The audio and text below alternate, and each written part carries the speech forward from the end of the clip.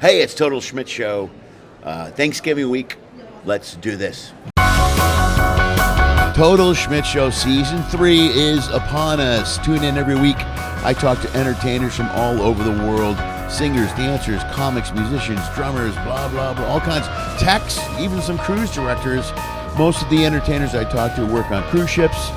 If you ever wanted to know what entertainers do, how they get through their day, any of the behind-the-scenes stuff about entertaining, we'll talk about that stuff here, as well as we'll delve into some of the entertainers and some of their works, some of their albums coming up, some of the things they've done in the past, things you can look forward to in the future. All that stuff you can catch here on Total Schmidt Show. But either way, get yourself a pizza, a beer, some bourbon, light up a cigar, or some sort of joint, or whatever type of crutch or vice you need to get through the evening, and sit back and enjoy whatever it is I put together this week on Schmidt Show. You're welcome. Hey, Total Schmidt Show. It's Thanksgiving week. My favorite week of the year. I'm headed home in an airport. It's Saturday. A lot going on this week. There's Thanksgiving. There's 2 Bears games. Very excited. I get to hang out with my daughters all week. Diane's flying in, my girlfriend, and Bree, her niece, and that's a whole family thing. We're cooking, we're baking. All the good family stuff is happening this week. I'm very excited. Also, ironically, Thanksgiving week is a big week for our guest, John Caponera, who plays Chicago and has for the last 40 years. But we'll get to that in a second. If you're watching on any of the YouTube or video platforms, just like the videos. You know the deal. You got to hit the little smash the thumbs up, whatever you want to call it. Like the video. Share the video would be great. Would be cool if you watch the podcast or any of the clips. Helps me out a bunch. And then on the socials, I'm at Mr. Lenny Schmidt on all platforms. Or just go to lennyschmidt.com. You can sign up for the podcast there. You can join the paid package, which gives you all the podcasts for only $20. All that good stuff. You can check it out. And if you're listening, just listen, subscribe to the podcast. That would help me out a bunch. All you got to do is just click a button, and then you'll get notifications every week. We come out. We got maybe 4 or 5 more episodes before we take a break for the holidays. And that's it. That's all I got. I want to get right to this podcast. John Caponera, one of the funniest guys out of Chicago. Great comic. Had a show on ABC for a while called The Good Life.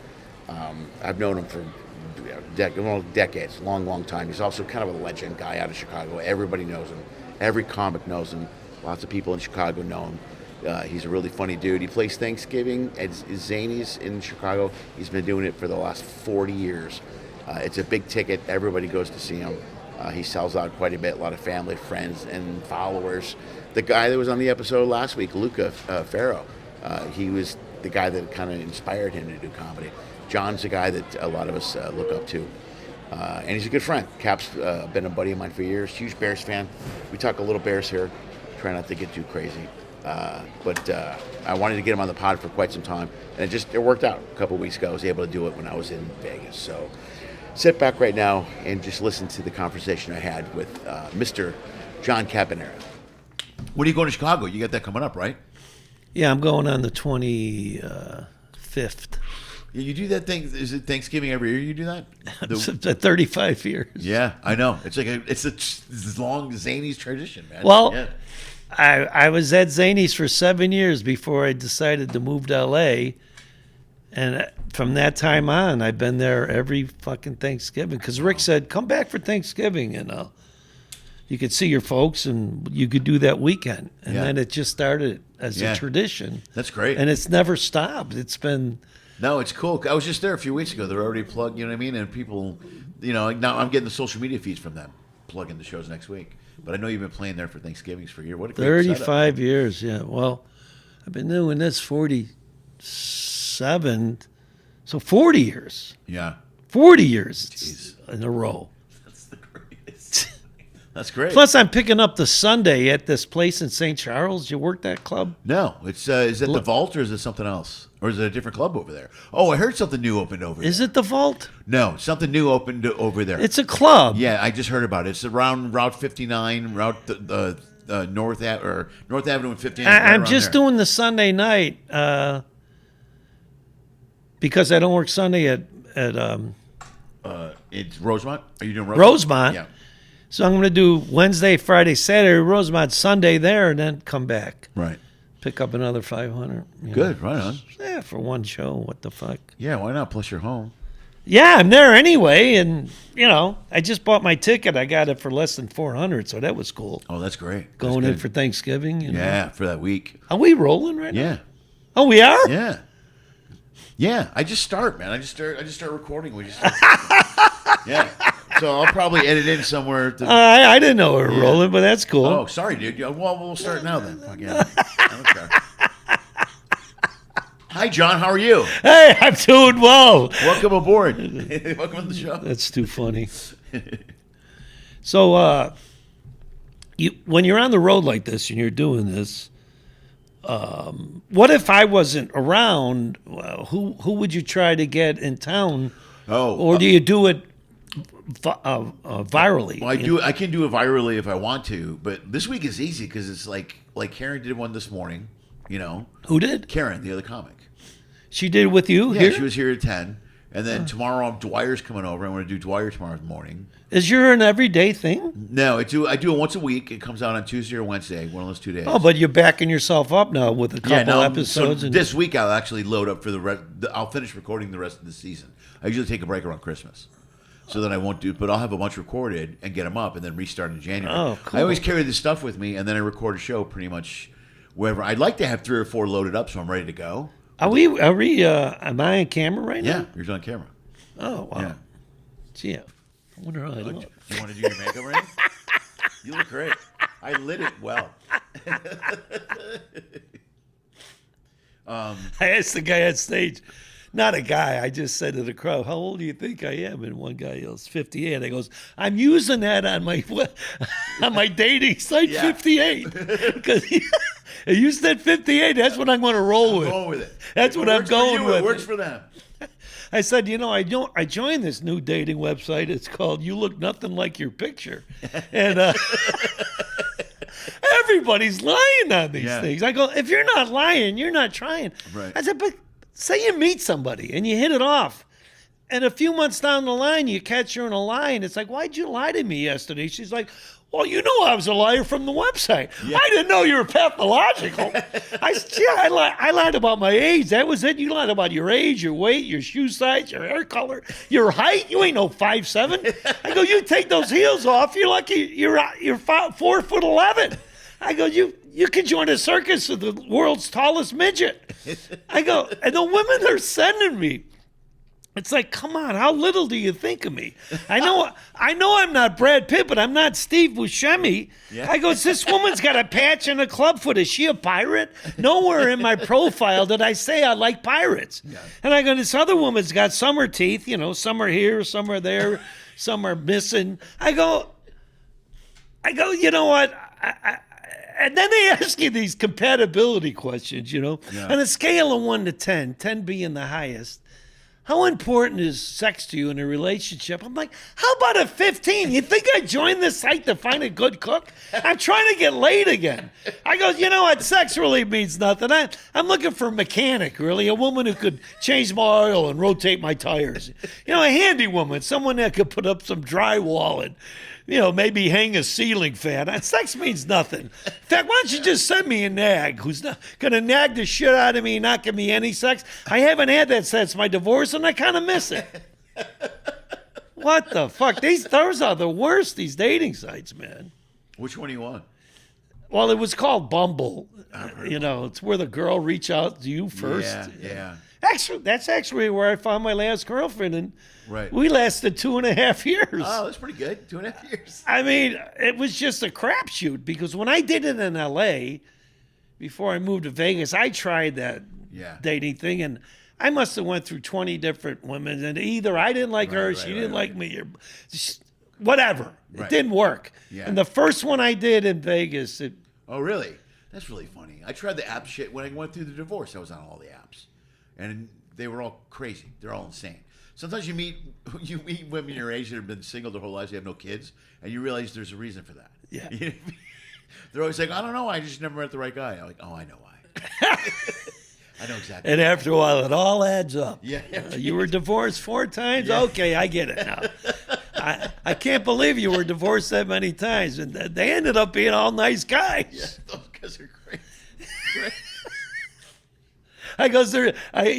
Your track record's starting to speak for itself. Yeah. It's like I was wondering after a while it was because we had it going so good for a while, and all of a sudden you just bail on me. It's like, all right, now it's all making sense now.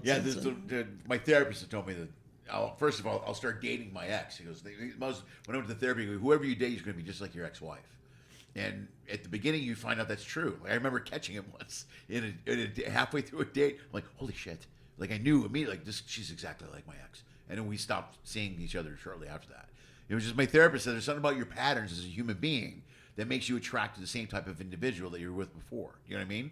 So I ended up with the first couple of girlfriends I had were just like something would go off in my head, bing. I'm like, oh shit, that's fast enough. That's fast enough. I got to get out of this relationship.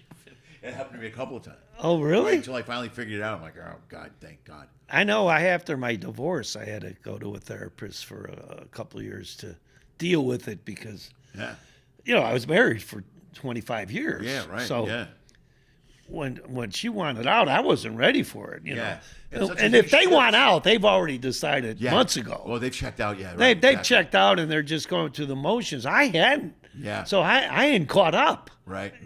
Yeah, so I had to go see somebody just to deal with it. You know? It messed me up, dude. I was like that too. You know what I mean? Yeah. It's the same thing because you're right. They're already there. Yeah. So once they're there, like, oh, they've already moved on. It's like I wasn't ready for it. So it put me in therapy for a couple of years. But hey, I'm glad I did go through the therapy. If I tried to do it myself, I would have been depressed too much longer. But it helped me out. Right. She helped me out. She made me see that. She goes, no, man, you're a catch. She said. She goes, you got to quit blaming yourself. Right. Because I was blaming myself being on the road, and what screwed me is that I probably could have held on to my marriage longer if Uber was around at the time. Yeah. Because I didn't know how to make money in town if I didn't get a gig. It was a catch-22 thing. Oh, yeah, right. You had to go out to work. Yeah, if I didn't get a gig, I didn't pay my rent. Right, and if I went out of town, I paid my rent, but I was gone. Yeah. And she was there with 3 kids. Yeah, which is brutal. So if Uber was around, I could have Ubered and at least, at least paid my essentials. At least supplement it out so you're not Yeah. Because, I had a home in Studio City, but it was still only $1,800 a month mortgage. Oh, that place was $18 a month? Yeah, that beautiful place, that five-bedroom home I had. What a great house right there in the and quiet neighborhood too, man. Man, that's a great. That's a catch-22 when you're an actor and a comic in LA, and you like if I stay home and I try to audition, I don't land anything. Right. I'm in the hole. I can't. I have to go into my savings to try to pay for my mortgage and all this. And then if I go on the road, I'm not there to audition for anything. Right. Yeah. And my wife's bitching that I'm gone and I'm now helping out with the 3 kids. Yeah. So I lived with that for years. Right. For years, It's such a tough tightrope to walk too, because then you want to get something. Like I had a couple of shows I was recurring on, the one I was a regular on. Yeah. Like on MTV, and I'm like, if I got picked up, great. But then it didn't. You're like, oh well. And then I'm gone, and you can't. It's so hard. You can audition anywhere now, but it's still hard. They want you there for the callbacks too, like when you go to producers. Yeah. And it's like I can't cancel. Once you start working on the road, the ship thing. I work ships all the time. I can't cancel a ship. Right. If I do that now, the line won't use me for the next 3 years. Right. Now what do I do a year from now? Because how many times have you had a role that this is going to be bigger and it never is? You know what I mean? It's what it is. But, dude, you're preaching to the choir, man. I lived that life for 10 years when I was doing the ships. It's such a stressful thing. When it's like, I'm trying to put my kids through good schools. We lived in a nice area. You're doing it. You're almost putting like your career and everything on the back burner. Yeah.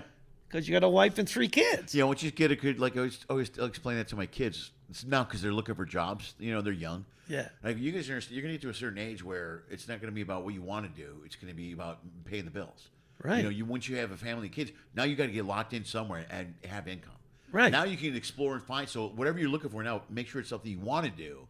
So right. At the very least, we got to be on stage and tell jokes. That was what we want to do. Right. You know what I mean? So you're lucky in that aspect of it. Sure. But if you're not out there, if you're not doing something you want to do, you get to a point where you've got to take work. Like, you know what I'm saying? You get to the point, that's where the ship work comes in. So I tell my daughters, I'm like, whatever it is you're making money at, make sure it's something you like to do because you're going to reach a point where you don't have a choice and you have to go to work for 6 months.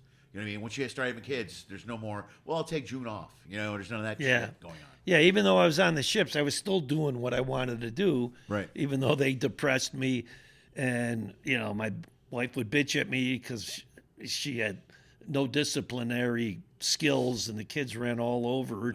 Instead of me coming home and getting all this love and attention from my kids, they're all running from me because I have to be the disciplinarian. You're the bad guy too, which is I'm the bad guy. Yeah, this is a terrible position to be in, right? Yeah, you only tell for a couple of days, all they remember is you being a prick for 3 days. Yeah. You know what I mean? Yeah. Yeah, the old dad's coming home. Shit. Oh, crap. Yeah. And you know how depressing that is? Either way, you're getting you can't win. Now, right? You come home because you want all this attention. You come home, hey, Dad's home. No, they're running for the hills because I got to be the disciplinarian because she wasn't. And then she's mad at you. Oh, that's a tough. It's a tough circle. Yeah, well, and I always hated that. Well, when the kids were, because when we kind of went through the similar pattern where I got divorced. Well, I got divorced and then ended up on ships right during the divorce. So I started. It was a big, like, I never wanted to step foot on a ship. The reason I got on was I was going through the divorce. It was expensive. Yeah. And the agent I have called me and said, do you want to do ships? I go, I do now. I got a fucking lawyer to pay for. So I ended up on ships while I was going through the divorce, which made it even more miserable because I didn't want to be there. Now I'm away from the kids. You know what I mean? And now the hard part is when they moved to Chicago, when they come to town for like 2 days, I don't want to be the heavy. You know what I mean? I don't want to be the fucking bad guy that comes in for 2 days. And then my ex would get mad because I'd be in town and we go to Great America and all this stuff. And she's like, you're the vacation dad. And I go, you're the one that filed for divorce. I don't know what to tell you. I'm the vacation dad because you moved to Chicago and that's the way it is now. You know? Yeah. But so, you know, you make a conscious effort. You don't want to you're in town for 1 day. You don't want to ground your kid for 1 day. It's the only time you get to see him. Right, exactly. Exactly. I go in LA now and I can only go in for a couple days here and there. I got dogs. I got to get a dog sitter. I got to, you know. So I go in. I try to make it fun. We go golfing. We go out to dinner. You know, I'm not. You know, I try to see other people because you know I lived there for 35 years. Yeah, of course. Yeah. You know? Yeah, I'm surprised I haven't seen you at Rick's yet this year. You been over there? I was just there last Monday. I caught Monday Night Football there. I went in to see my daughter and hang out, and it happened to be Monday night. And, you know, I went out with that girl, and then after I dropped her off, I went over to Rick's because it was like 5 o'clock. Monday Night Football was just starting. Yeah. He goes, you around the night watching? He goes, what do you think? Yeah. That's why I popped in, and some of the usuals were there, you know. And I just hung out. It was nice to see everybody, you know. Yeah. But, yeah, I had to bail out the next day. But, yeah, that's the first time I was there this football season. I want to go back again sometime before Christmas, though. Yeah, I'll get back there for a Sunday to watch all the games. I'm so upset with the Bears after that loss on Sunday, you know. They look terrible Sunday, man. You know what? I'm worried about this kid if he's ever going to catch on and be the guy that we think he could be. Well, I'm just like, the game hasn't slowed down for him yet. Yeah, I know. And he's still making. He's not as accurate as as everyone thought he was going to be. I'm amazed with some of the passes. He overthrows guys a lot, and I don't understand it. Even wide open. And I used to think they've been talking about this running throw thing now too. You know, which is the NFL. You lead your receivers. You don't throw at them. Like in college, you can make $1 million. You can make a living off hitting wide open guys. Yeah, you know, there are no wide open guys in the fucking NFL. No, it's all different.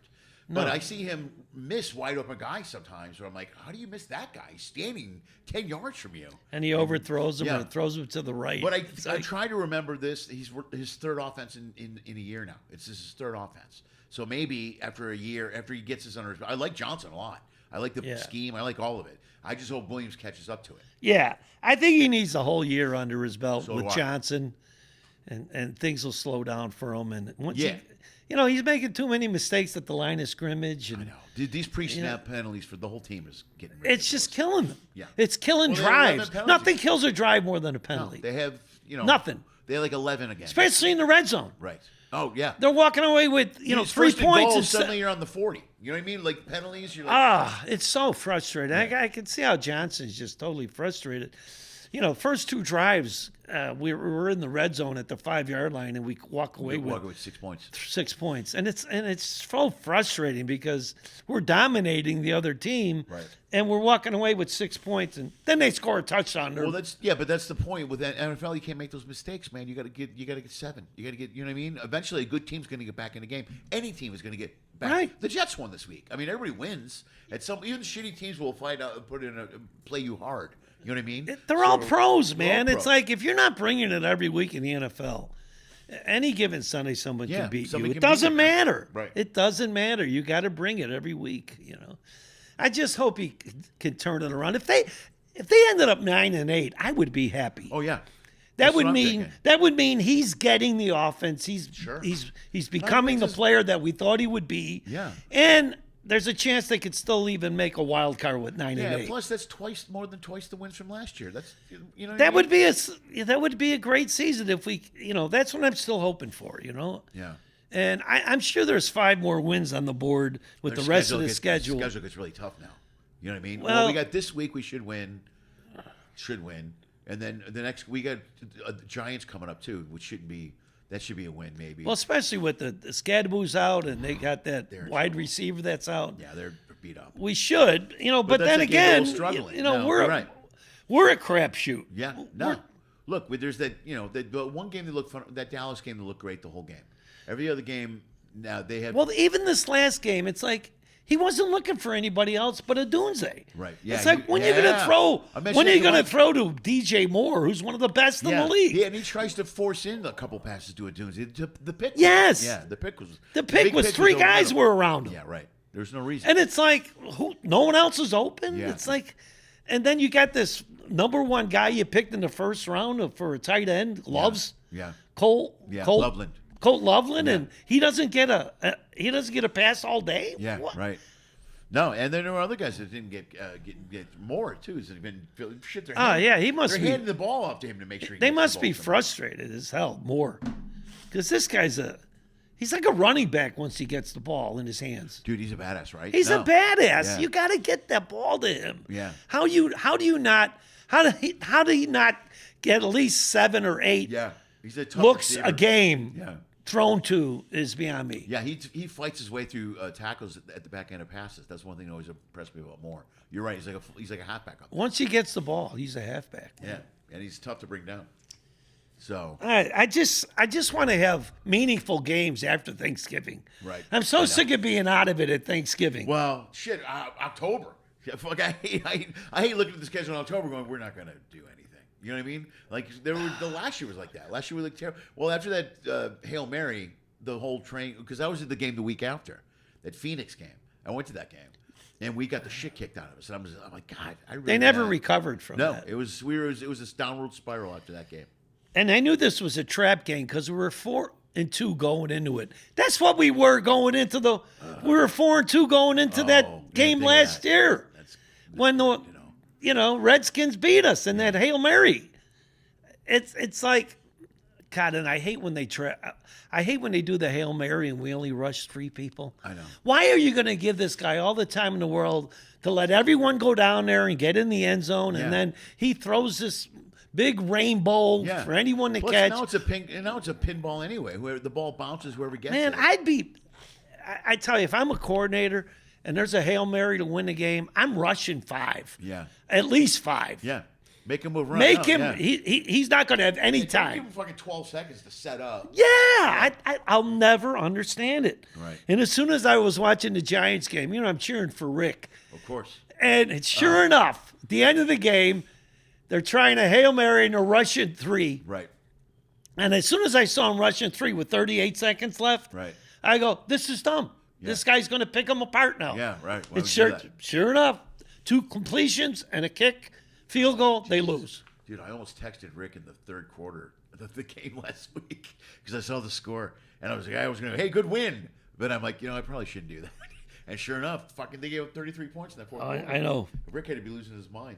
Well, you get to a point where you're like, well, now it's Scadaboo gone and the wide receiver. I'm sure he's already tossed in the towel. Yeah, I don't know what's going to happen the rest of the year. Well, I won't be at Rick's till I left the Pittsburgh game. I'll see. I always look at the calendar. I don't know when I'm home. I go, I know, like, I'm going to see the Pittsburgh game at Rick's, and then after that, that's it till the end. Well, of the that's a year for the game we playoffs. could win. We could also win next week with the, Cincinnati. Yeah. I mean, there's games on there that We could take that minute. we got can Minnesota win, but again. we got to beat the teams that are below 500. Right. You know, got to win the games. You got to win the games you got to win, and then hopefully you get a steal against the Green Bay or against the Lions or something like that. The Lions will never. That team's going to kill us. That team's a machine. You know what I mean? They're just fucking. They're just badasses. Well, I think we can split with the Packers. We'll see what happens, man. You know, like I said, 9-8 would be a great season. Especially in the new regime, new coach, new.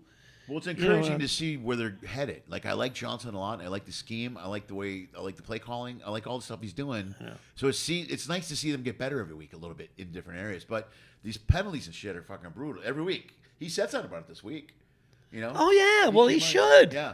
He's like, these guys are It's professionals. killing us. Pre-snap penalties are no excuse for the pre-snap. You know, because you're not going to get 4 turnovers every freaking game. yeah, well, look what happened this week. Yeah. You get none. You know what I mean? Yeah, whatever. Yeah, just hoping for meaningful games in December.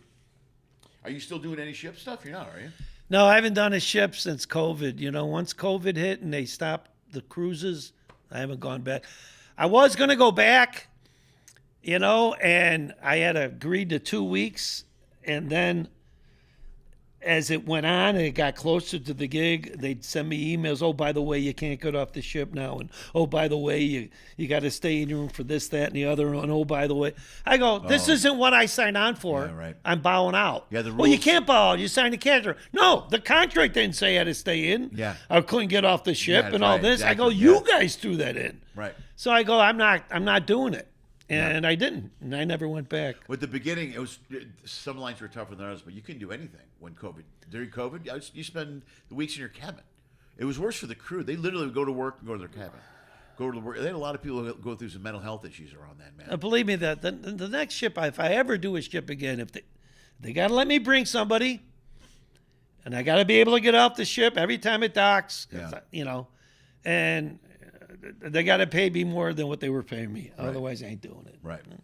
And I'm in a position to do that now. You should go down. You know what? what I Celebrity mean? is a good one, man. To look at Celebrity. If you're thinking about it, Celebrity is a good one to look. Is that when you got to be squeaky clean? No, they do, dude. You do technically two shows every week or every time you're on there. You do the theater one night at 7 and 9. It's a PG show, family show. You can repeat it. And how long do you have to do for that? 45 show? minutes. And then you do a later adult show later in the week, which is another 45 minutes. So it's 2 different 45s technically. One's clean, one's adult. Oh, I could It'd be do perfect that. for you. No, this would be easy money for you, and you get to be whatever. Are you want. with Are you with Artist West? Not Casino. I'm with Steve Smith. Oh, Are you with Casino? last time I worked, Last time I was, but I haven't worked in. Celebrity's a good one too. Also, they're good to you. I like them. You can bring a guest. They're pretty, and when you bring a guest, they do cool stuff for you. You know what I mean? They're just nice. You know what I mean? They go all the way to really. It's not pampered. It's not like I have a balcony or and I'm not getting roses sent to my room every day. But it's I'm being treated like a human being, which I appreciate. You know what I mean? Yeah. You're doing the shows, but it's a good one because. And then you can get off on the porch. This one's really good because you're on it. You get a lot of downtime, so you can go to the porch, do whatever you want. Have a good Right. time. That's cool. So when Diane comes with me, we have a blast. I Yeah. just do stuff with her. Yeah, I wouldn't do them if I couldn't bring somebody because they depress me. Yeah, it's a lot more fun. when But you- even if it's my kid or something, just No, I brought my daughter just just a to have month ago, bro. someone to pal around with, and that's when it's really cool is to bring your kids, bro. I the bring only my cool daughters thing all the about time. Carnival was that there was another comic thing with her. Yeah. Right. Or Royal if you did the Right. cruise that had the comedy club on it. Right, and But Levity then was you like did that, too. 17 shows. That was Yeah, right. they're crazy I felt long like a shows. monkey being thrown out every night, twice a night. See, I never did that gig, dude. I couldn't. Ah, do- man, after a while, you just felt like a monkey going Yeah. out twice, sometimes 3 shows a night, and was like, you know what? I don't need to be doing 18 shows in a week. I don't Right. need this. Hey, that's a lot of shows, bro. Yeah, even though they're short. And then at the end of the week, because it only held maybe 80 people in the room, it was a small room. Actually, it was a room that was used to let people off when they had a tendering. Oh, they go waiting. And they made it into a comedy club, right? That's great. Okay. So it only held so many people, maybe 80, maybe 100 at the most. And, you know, you do the show, and at the end of the week, there's 6,000 people on the ship. Yeah. Oh, yeah. But even if they sold out every show, 2 shows a night for 14 shows, 17 shows, there's another 2,000 that never got to see you. Yeah, right. So at the end of the week, on the last day, on a Saturday or Sunday, you'd have to do the show in the main room for all those that didn't get to see you. Right. And, you know, so you'd have to save another half hour for that show because a lot of people would come back. Right. So you have a separate 30 to do. You had a separate 30 that you're holding on to just for the last show of the week. Right. No, I'm not a fan. I'm not a fan of the cruise. I did 11 years. So yeah. I'm okay with it, man. I don't mind it. You know what I mean? I find shit to do during the day. You know? Do you have to do 7 days on Celebrity? Is it a full week? They like you to stay for the full week because you're the flexible act. So if something goes wrong, they can put you up on. This isn't the only reason they do it, but you know, a lot of times, like it happened last week, the tech broke down. They couldn't do the main show, so they flipped my shows, and I did the first night instead of the third night. Yeah. So they do that type of stuff a lot. He goes, "Why do we get these guys that can't do the job?" I'm like, dude, I already fulfilled my contract. Yeah. I'm going out of my way to try to help you out. Yeah. And you're going to talk like that right in front of me? Fuck you, man. I said, I don't need you or your bullshit. I already did my fucking job. Right. Such assholes, well, they man. they don't understand what the job is. You know what I mean? They think they know. They think that you're supposed to just be able to adjust and do, you know, whatever, but you don't realize you did. I did everything they were supposed to. This was something they were adding on. I go, I'm going out of my way to do that. I don't have to do this freaking show. Then I had another one come up to me. I finally have a killer show on Princess, which is hard because it skews old. Right. It skews like 65 and up. Clean. Yeah, right, exactly. And I'm not in the main theater. I'm in some kind of little side room on the ship, you know, that holds a couple hundred, 300. And it's a nice little venue, but anyway, I do my show, and I'm actually having a really kick-ass show, and I see the cruise director in the back. Oh, great. He's finally seeing me do a kick-ass show. Yeah. I got some props coming, you know? Yeah. So after the show's over, I see him headed toward me. I think I'm finally going to get some props, and he says, "Hey, listen, I got to talk to you." He goes, "A couple people didn't like this, that, and the other." I go, I saw you watching the show. I go, you saw there was 300 people laughing. Yeah. And you're going to worry about a couple people that made complaints or whatever? Yeah. I goes, I know as soon as I hit the stage, there's going to be several people don't like the way I look. Right. There'll be another 5 that hate my voice. There'll be another 10 that don't even like my attitude. Right. And another 5 that don't like my jokes at all. Right. I go, I'm going for the 70%, man. I'm trying to just go over. I go, 700, yeah. I already know so many aren't going to like me, and I'm okay with that. Yeah. I don't want everyone to like me because then I'm homogenized. Yeah, right. He goes, "John, I'd rather you die and get no response and I get no flack than you to kill and get several people that don't like Seriously? you." I go, "Well, that just goes to show you don't know jack shit about comedy." Yeah, right. You don't know jack shit. I goes, I know as soon as they hit the stage, this, that, and the other aren't going to like me for this, that, and the other. I goes, you don't know jack shit about stand-up comedy. How the fuck did you get your job?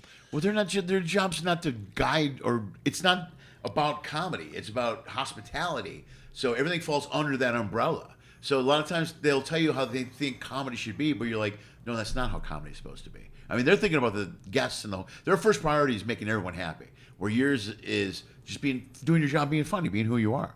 But if they see anything that conflicts with that, with their goal, then they're going to tell you to tailbake your act or change your act or do whatever. Their first priority is to get you to pull it in, as opposed to telling someone, well, then just don't go to the show. You know what I mean? I know. I know which is another reason I hated doing them. Yeah. These cruise ships. I got fired from Carnival from doing a bit I had done 11 years in a row, never a complaint. Yeah, right. Never one complaint. Right. And all of a sudden, they asked me to do an extra show, and I agreed to it. So it was an hour show. I was able to do what I wanted. Right. And it was the drink a keg for Katie bit. Yeah, I remember. No, I know the story. Yeah. Yeah, so I do the bit, and there's a woman in the front row in a wheelchair, and they were christening a new ship that week. So the president of the Carnival and a couple other big shots were on the show. We're at the show, and I'm having a killer show. I'm having a killer set. Right. And of a show that I put together that I wasn't even supposed to do. Right. And I do the drink a keg for Katie bit, and there's a girl in the front row in a wheelchair. I get a call from the cruise director afterwards going, "Did you made fun of a girl in a wheelchair?" I go, "What? No." They go, well, the owner of Carnival and everything were at the ship, and they said, you made fun. I goes, I didn't even know there was a girl in the front row in a wheelchair. Right. I was just doing my bit. Yeah. They said, no, you made fun. I goes, well, they're lying, because I go, talk to the other comic. They were at the show. Right. And so they don't let me go, because we go back to New York and we have to go back to Bermuda. Right. And so we go back to Bermuda, and I'm thinking, oh, everything's copacetic. Yeah. No, I get off from the gig in Bermuda, and I'm at the airport waiting to go back, and I get a call from my agent going, oh, by the way, they don't want you anymore. They fired you. I go, why didn't they let me go when I was in New York? Why'd they send me back? Because they didn't have anybody. No, they want you to cover the... They wanted me to cover that little... So it was okay to go, but I'm just saying, it's like... I did that bit for 11 years. Yeah, Never even got a note. Right. And then all of a sudden I get a note, and I'm like, you know what? This is all bullshit. It's an art show. Yeah. They know beforehand that, they tell the people beforehand, if you're easily offended, just and leave now. Carnival's the one that's usually the most lenient about Yes. It wasn't a PG show. Yeah, there's some filthy... and then they said I picked this girl out deliberately. I go, I couldn't see the front row by being blinded by the spotlight. I go, you know what? Fuck you people. And I never worked for them again. I never did a show for them again. And in fact, I never did another ship after that. Right. That was my call. I goes, that's my calling card to go. That's my sign that, hey, you've done enough ships. You've done enough ships. It's time to bow out. Yeah. And I did. And even they called me back after that. Sure. After COVID was over. Yeah, of course, yeah. Like they forgot about it. And I go, no. I don't want to do We found your name here. Yeah. Really? Did you? I used to work for you guys all the time. Unbelievable. But that's the thing with it's just every time I'm on a ship, I always remember it's just a big corporate gig. You know what I mean? If you look at it that way, then it almost makes sense. You're like, all right, I get it. They're going to do this. They're not comedy first. It's corporate first. I know. So we're so used to working clubs and everything and being our own boss.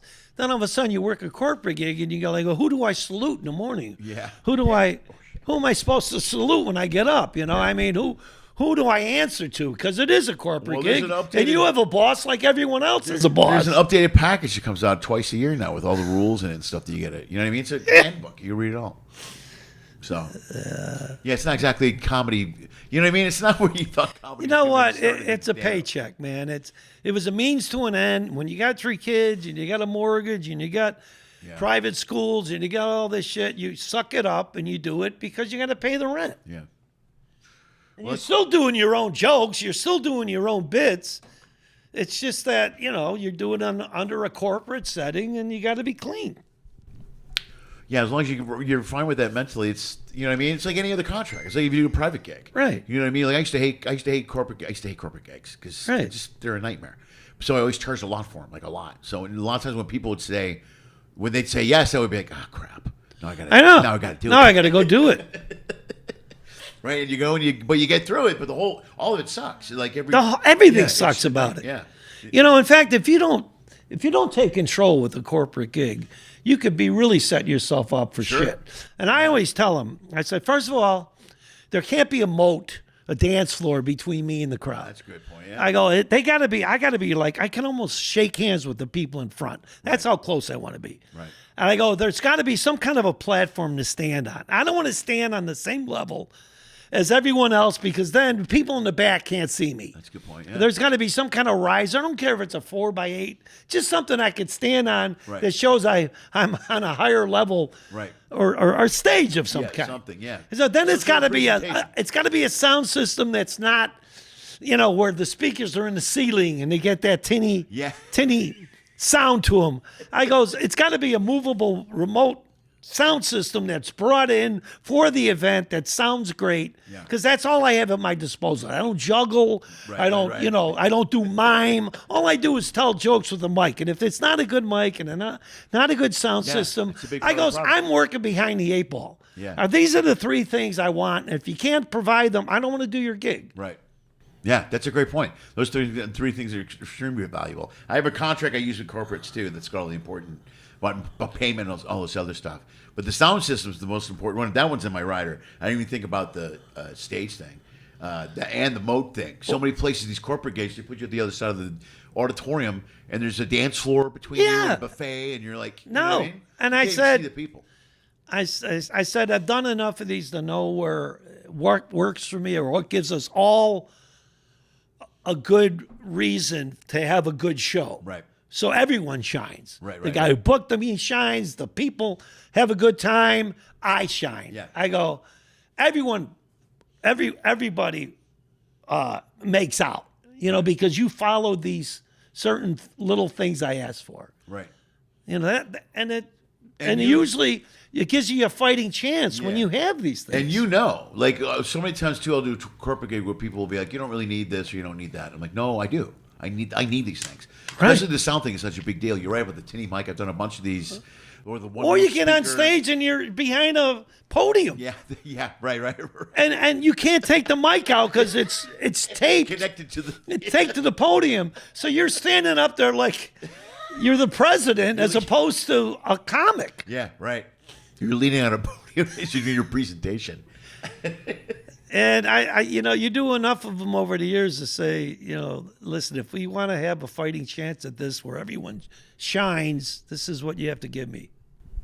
Well, you're right about taking control of those corporate gigs, and you learn that the hard way. Yeah, I did a couple early on. Like, I could have this written down before, and then you compromise too, where you go, well, maybe he's right, and after doing it long enough, you're like, no, I know I'm right. I know I'm right about the stage. You're right about all of it. You know what I mean? It's so true, man. You learn your lesson. When you die 1,000 deaths, and I don't care what kind of money they're paying you, it still hurts. Dude, the sound system one is the one that cracks me up, how they always think they can get around with a shitty sound system. You know what I mean? Yeah. Even if it's just a Mr. Microphone with a small speaker, you're like, this is terrible. It's got to, if your whole, the best thing you said was like, I'm behind the 8 ball here. All I got is my jokes, and that's it. If you can't be heard, if I can't be heard, why are you even using me? Corporate gigs, they're tough. Do you get any while you're in town here? Like, have you picked up a couple of gigs, like corporate gigs, laying around town, or? Yeah, I just did one last week. It was at the Mac Center. Okay. Where the UNLV pays. Yeah, right. Yeah. Okay. Thomas and Mac. Okay. It was for all the basketball team to raise money for them. Okay. For their basketball, you mean? Like a fundraiser or whatever? Which is fine by me because I do a lot of I have a lot of sports material. I was perfect for the gig. Right. But it was a fundraiser, so they had a big auction. The auction ran too long, and they just came up to me and said, "Hey, man, we're sorry. We're still going to pay you. Oh, but we still got to get the athletic director to talk, and that this thing's people are already scattering. Yeah, they had a half a house by the time he got up, and I said, "Well, I'm not even going to have any house." Yeah. I said, I appreciate you doing that for me. And he goes, don't worry, we already paid. We already sent the check in. Oh, so I never had to do it. That's the best gig ever. I love those. And I got a good meal out of it. But yeah, that was last week. Well, at least he had the knowledge to read the room right too. Too many times I've been a corporate gig where people put you up when dinner's over and people are leaving, and you're like, this is not smart. You should call the show, or you know what I mean? Well, you know what? I actually texted the guy the day before. And I said, listen, I've done a lot of these shows, and the best time for me to go over and do well is right after dinner. Yeah. But, of course, they have these speakers, Right. and they goes, we'll see what we can do. They had these speakers, and they had the big auction. The auction ran really long because the whole thing was to raise money. Sure, of course. You know, I was That's just the most important part, I was a side attraction. Right, yeah. And I knew once that auction started, I was fucked. Right. Because I've done enough of these. Sure. I've done enough They of always these. go longer than you think they'll go. I've done enough of these to know if you don't get on right after dinner and they wait and they do all these speakers and auctions or whatever, you're fucked. Yeah. Because then guys go out, they start smoking their cigars, they start dissipating, leaving the room. Sure. I Finding go. reasons to leave. I've done these things where when I got up, there was 20 people left with a room of 300. Right. Because it ran so long and everyone wanted to get the hell out of there. Sure, yeah. No, and they're going to end the night with a comic. Now let's wrap things up. You know, after a 4-hour, 5-hour presentation. But And you live everyone's and learn, man. Right. And I should have told the guy from the start, what's the evening like? What's going to happen? And if he would have said, well, it's mostly a fundraiser, we're going to have a big auction, I would have said, if you don't get me on before that auction, I don't want to do it. Right. I didn't realize it. Yeah. You know, he goes, oh, no, everyone will be around. We're going to make people stick around. Sure enough. Famous last nobody. Sure enough. Yeah, of course. We'll make people stay. And who wants to hear a comic after this long-ass auction? No. And you've already been there 2.5, 3 hours. Yeah. And People don't want to be there any longer. No. I don't care how funny you are. No. You should go up before the auction, cheer them up so they stick around through the auction. Yes. You know what I mean? That's everybody's happy. Yes. That would have been exactly. But Well, whatever. You can't complain, though. You got a free, Hey. dinner out of it, you get paid. I did, but, you know. Yeah. I'm sure you've had your nightmare with the corporates, right? Yeah, Yeah, the one I had a boss's kid in the front row who was just a little shit. He was just a shit. Yeah. And everybody was afraid of him. It was like a scene out of a movie. This kid was such a little devil that nobody would tell him to be quiet. And I'm like, and he was just heckling me, coming at me hard. And I made fun of him. And a lot of afterwards, you shouldn't have made fun of the boss's kid. They go, fuck that. What am I supposed to do? Just stand there and let this kid disturb? And he did. He disturbed the show for everyone. It was really messed up because of this kid. Another time they said, you got to make fun of Bob, man. Just make fun of Bob. And, well, fuck, I don't know. Bob's the owner of the company. Right. You know, he's the one that's signing my check at the end of that. I had no idea. Right. He's in accounting, Bob in accounting. Whoa, Bob's the owner. Yeah, that's great. And, you know, they don't tell you the main thing. And another time I had to go up, it was a Christmas show. And it was also their year-end thing where and the guy gives this whole spiel before he brings up, I'm sorry we didn't meet our goals this year, this, that, and the other. And I know we usually get our bonuses this year, but we didn't have the money for it, but we did get a comic. So instead of their bonuses, tell them, but we did get this comedian. Now they're looking at me like this was a Christmas bonus, you asshole. That was a Christmas bonus. This is how he introduces me. Yeah. But in lieu of your bonus, we got this comedian. In lieu of your bonus.